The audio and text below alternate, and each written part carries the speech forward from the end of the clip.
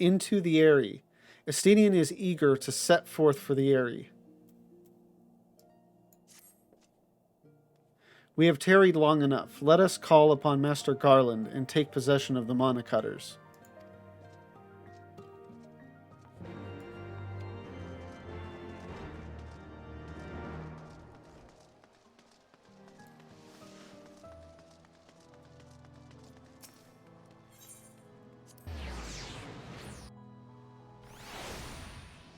And the entrance to this dungeon is actually right here, isn't it? Yeah, from where I'm seeing the... Yeah, it's right there.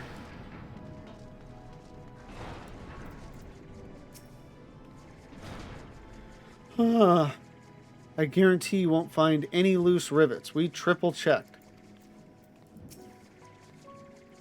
These little beauties are our pride and joy, and now they're yours. So, be careful with them, eh? The moment is at hand, Warrior of Light. Lavenza, old friend. The Monocutters are ready when you are. The finer adjustments cost us a few sleepless nights, but we got there in the end. Which means you can get where you need to go. I tell you, these little beauties will tear through the wind barrier like a Cermet drill through cottage cheese. And that, my friends, is a Garland Ironworks guarantee. You have our thanks. Come, Warrior of Light. The dread worm awaits.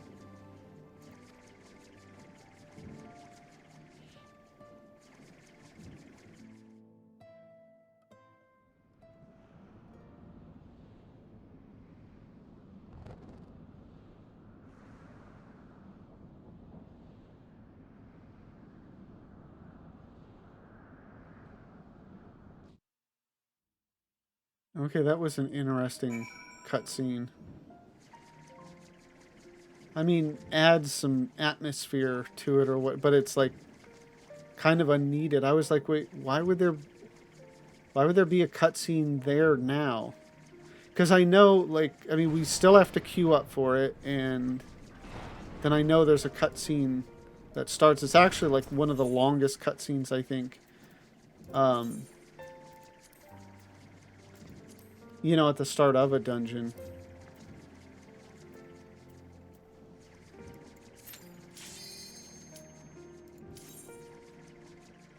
And a rare one, you know, after Praetorium and all that. Having such a long cutscene.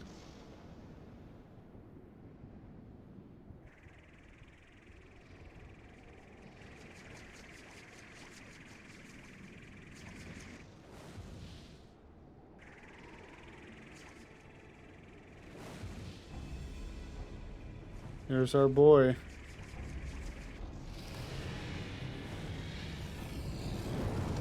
He is not happy.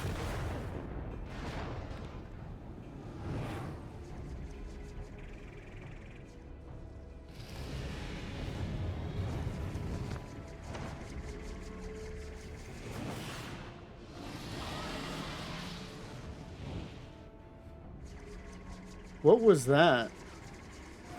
I mean, like, he can just create, like, a magical, like, flashbang. Wicked mortals, I shall melt your flesh and turn your bones to ash.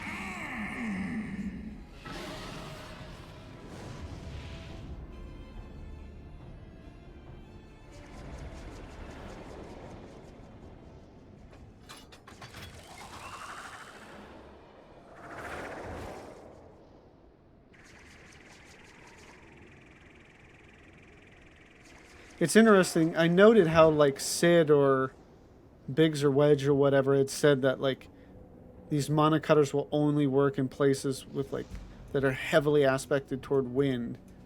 Yet after this, we get the monocutter and can use it anywhere. I'm sure you can probably even use it underwater.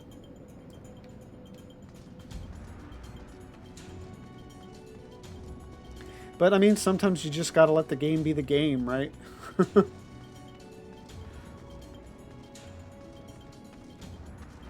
The air begins to crackle. Huh. You know, I'm like not aware of any.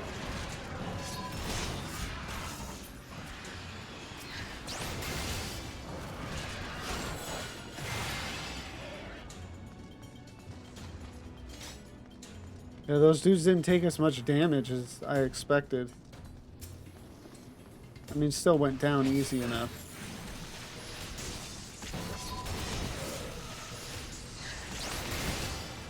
But for a second there, I was like, did I not sink this?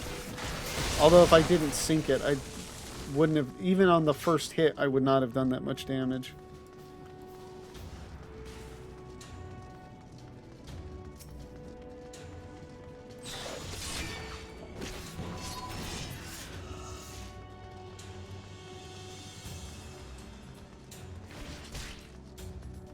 Does that even have a chest on it or anything?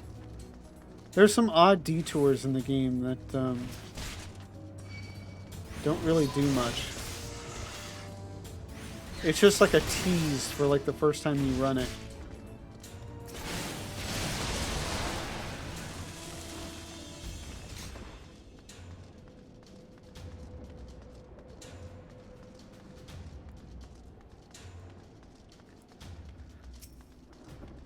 So depending on how fast this dude goes down...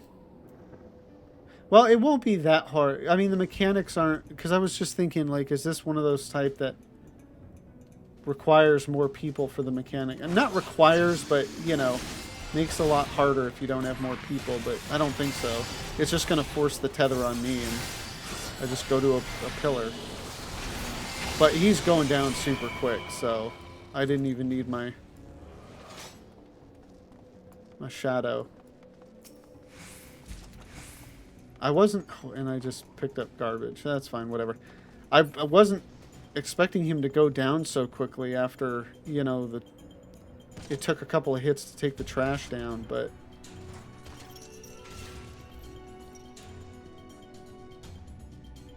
It'll be easier to sneak past stuff here. Terrible dragon appears before you.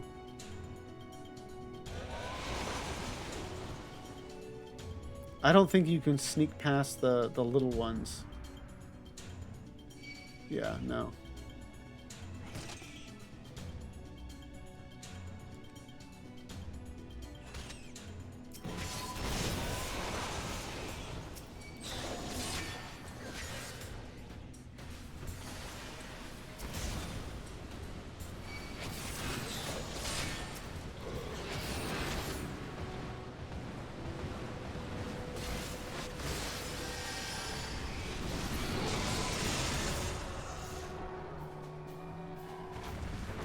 Just letting that one finish off its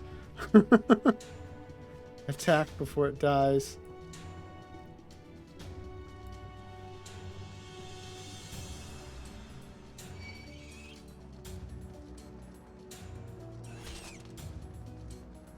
They don't really do many mechanics like that anymore, do they?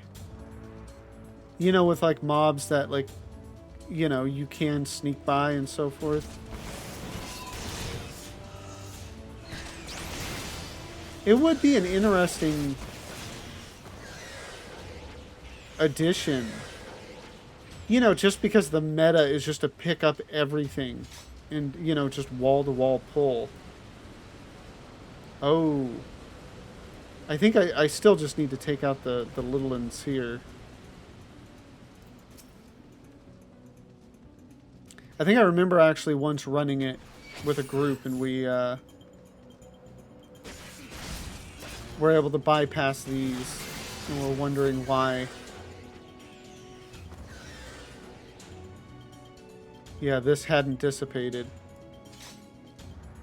But yeah, it would be an interesting kind of little, like, I don't know. The words that come to mind are like hurdle or hiccup, but like I don't, you know, that comes across almost like negative. Like I think it would be interesting. Like we're so used to just rushing through everything. Like if they threw in some mobs, and it's like if you actually take the time to like stop and like walk past the mob, like you don't have to fight it.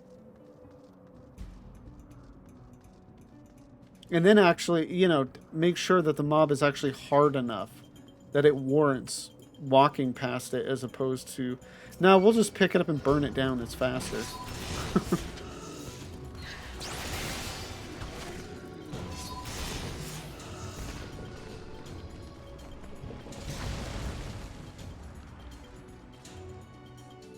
See, they incentivized it more as well in that, like, you know, most of the trash mobs you fight do have a chance of, like, dropping stuff, but, like, that mob has zero, like, it drops nothing, you know, so it really does feel like a waste of time.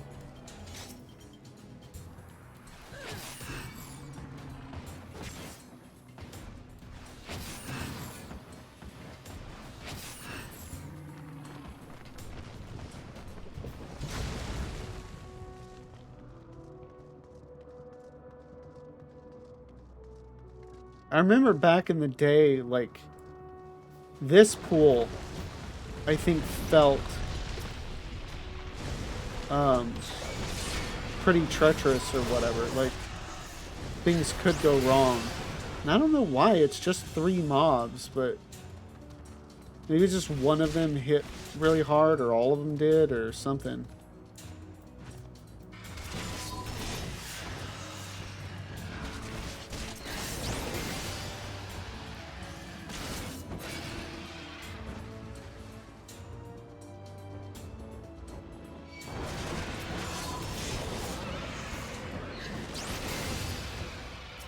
It's interesting, like, clearly damage does not go out evenly in an AoE.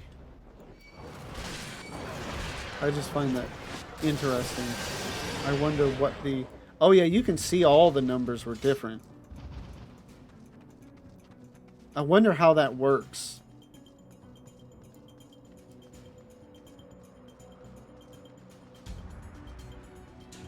There may be like a damage range, like it's not set every time. That's probably likely. It's not a set damage every time. It's a range, and so that's what gives it random amounts.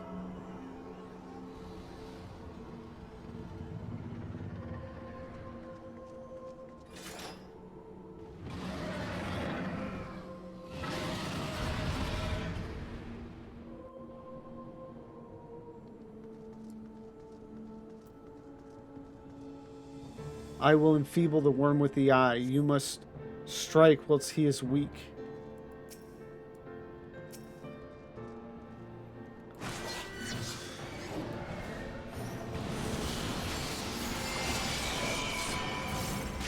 Impudent mortal, thou something. Oh wow, that was quicker than I expected.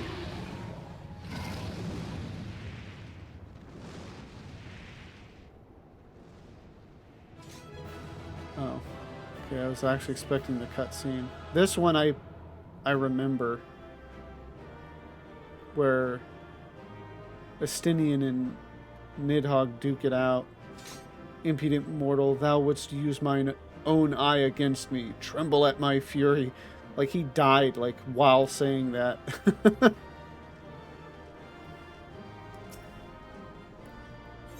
And this is where Estinian gets taken over, right? Because he gets his other eye.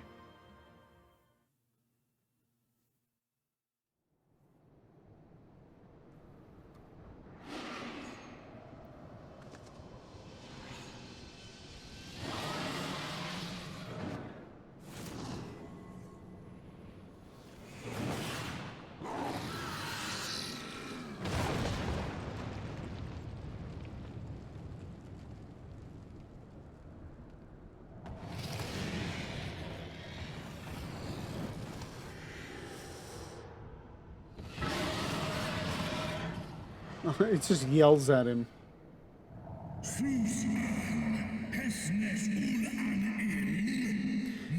Thou wouldst use mine own eye against me. Time hath done naught to dilute thy kind's depravity. I have not forgotten thee, dragoon. Mine essence claimed thee once, and shall do so again.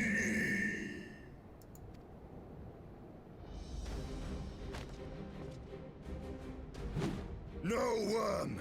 This ends here!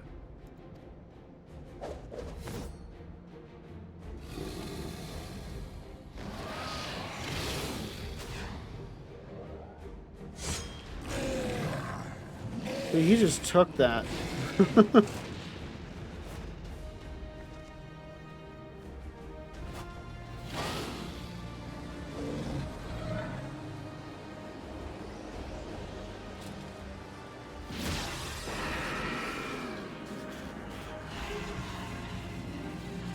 God, just to feel that hit in your one good eye now, like you've got to know what's up.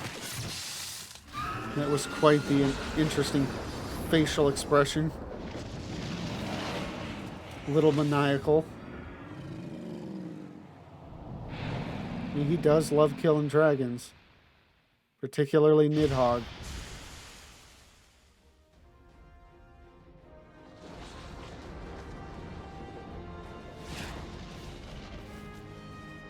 And now, as he said, covered in blood.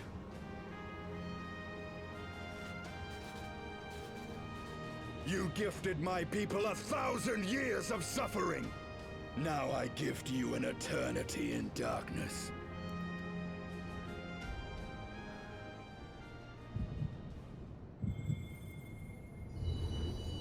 Oh, now what are we gonna see? Oh!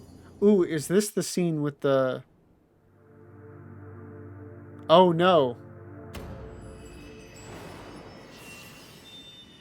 Yeah, now taking Nidhogg's eye. And not even doing it yourself, but having somebody else do it. Get you another crystal. I thought this was maybe the scene where you see the past with the knights. Knights 12 or whatever. Oh no, it looks like it is.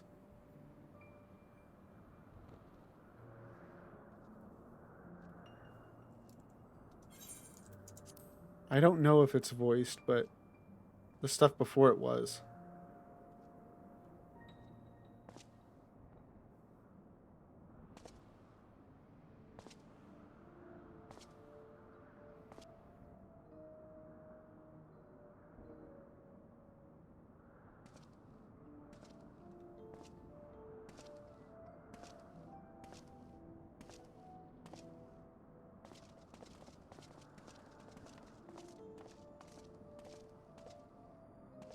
They are ours, Lord Eldrath. The eyes of Nidhogg.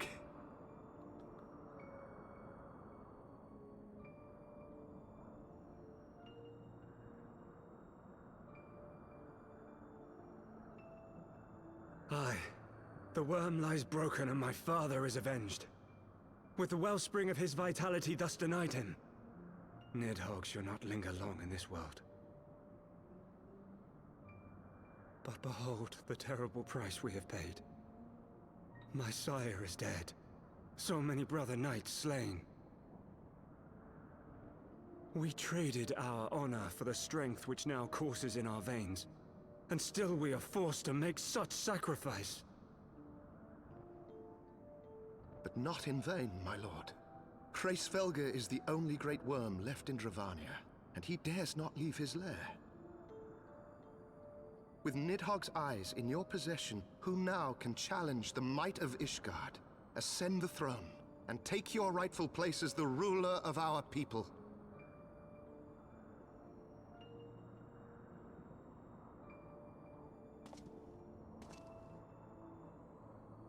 Nay, my friend. I must forsake the mantle of king. Though Nidhogg be defeated, his wormling horde yet darkens the skies with wings beyond counting. As one who partook of Ratatoska's strength, it shall be my penance to bear a knight's arms until death grants me leave to retire. When that day comes, no prince shall perish, but a hell's-bound hunter of dragons. But Lord Haldreth, what then shall become of the royal line? Think of your people, my lord. Without a king, who will the common man turn to in his hour of need? How will he find his way without your benevolent hand to guide him?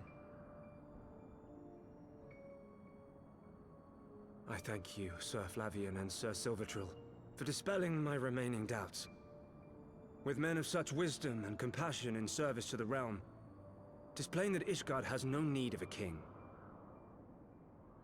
But if you must bow to the demands of tradition, you need look no further than yourselves for one worthy to wear the crown.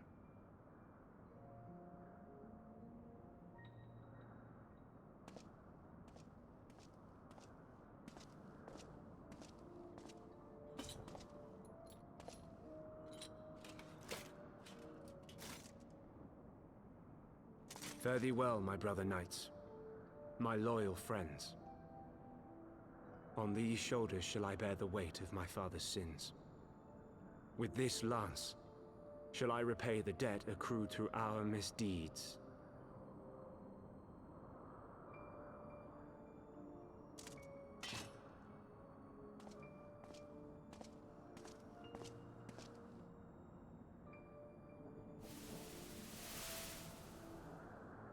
What cruel jest has fate played upon us?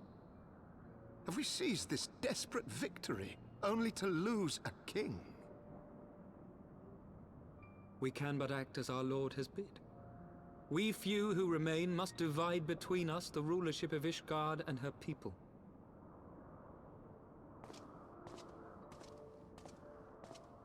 Not I. My oath was to Lord Haldrath, and he alone. If he is not to be king, then I would hang up my shield as well. Will you abandon us too, sir? Who is he? I would wash my hands of blood and betrayal, and take up an honest trade.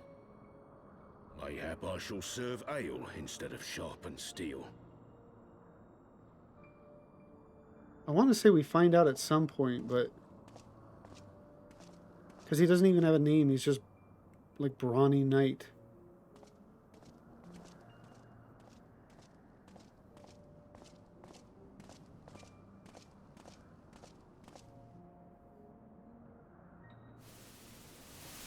We four, then.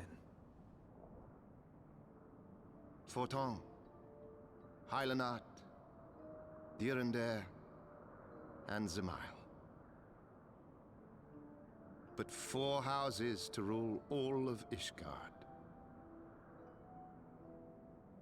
And what of the throne? We keep it empty. Until the day a king rises once more, we must assume the role of stewards. We shall shape our nation anew with a history of our own making, and let the truth of this dark day die here, upon the battlefield.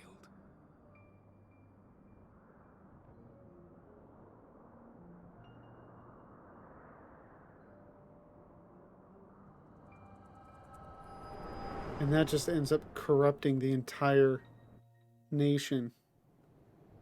That false history. What ails you, friend? Are you wounded?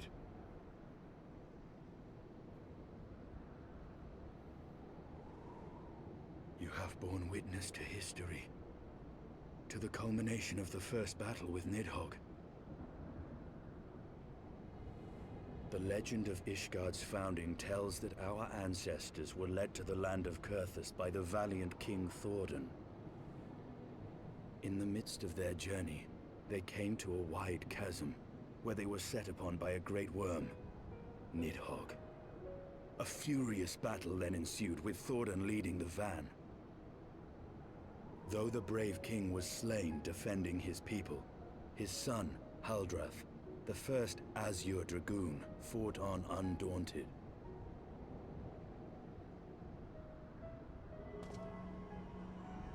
And with a mighty thrust of his lance, he gouged out Nidhogg's eye, forcing the wicked creature into retreat.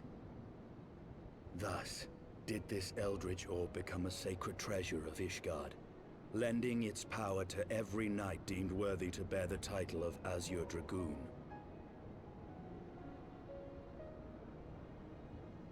A rousing tale, is it not? Would that I could still believe it. But your vision, which we must accept as immutable truth, leaves no room for doubt. Save on one point. If Huldreth took both of Nidhogg's eyes, then how came this eye to be lodged in the worm's skull? Hraesvelgr. And the other eye is in the vault, right?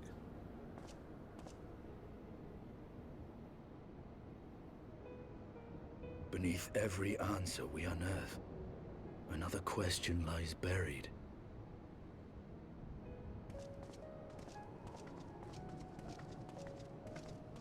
Okay, so he doesn't turn here. Then when does he turn? It's obviously getting Hraesvelgr's eye. It's when he gets possession of both Nidhogg's eyes, right? 'Twas a fierce battle, but one I knew we would win. Your fame is well deserved, warrior of light. Full proud am I to have fought at your side. I would fain return with all swiftness to Ishgard to inform the Lord Commander of our triumph.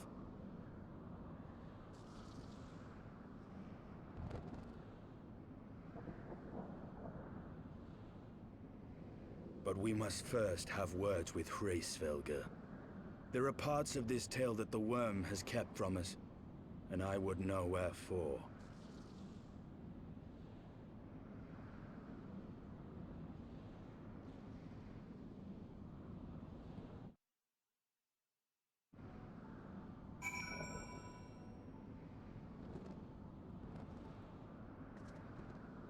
Holy wow, it's raining like crazy right now. It's coming down hard enough, like consistently enough. At first I thought it was just, wow, it's really windy in game. But, so, the way I'm getting the history is the knights went after Ratatoskr first. I don't know exactly what they did beyond... I mean, they went after her eyes, presumably because that's what, you know, they learned that that's where the strength is or whatever. Did they somehow break apart the eye and consume it or something? Or did they drink of her blood or something to gain the power, and then, you know, that stayed in their blood and is now basically infected all Ishgardians? I don't know if we've actually gotten the history of exactly what they did with Ratatoskr to get the power that they did. And then Nidhogg came after them, and they fought back against Nidhogg and defeated Nidhogg, taking both of his eyes, but like a bunch of their own died. And then from there, the Azure Dragoon held on to one of the eyes, and then I think the other eye is in the vault, I believe. Because I think they even mentioned earlier about the eye being in the vault. Like one, it may have been the Archbishop or something. So that should allude to you that there's more than one eye, you know, in Ishgardian possession, because Estinian has one. And then, of course, Estinian just got Hraesvelgr's eye back. And that's what we'll find out here, is, I think, is when Hraesvelgr gave one of his eyes to Nidhogg. Though Nidhogg has fallen, my heart is yet heavy. And this stain of corruption pleases me not. When all has been put to rest, I must needs forge my armor anew. Which he doesn't. At least not yet.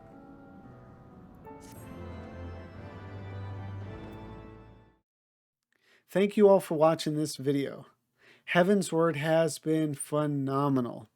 If you've enjoyed it as much as I have, please like, comment, and subscribe on this video.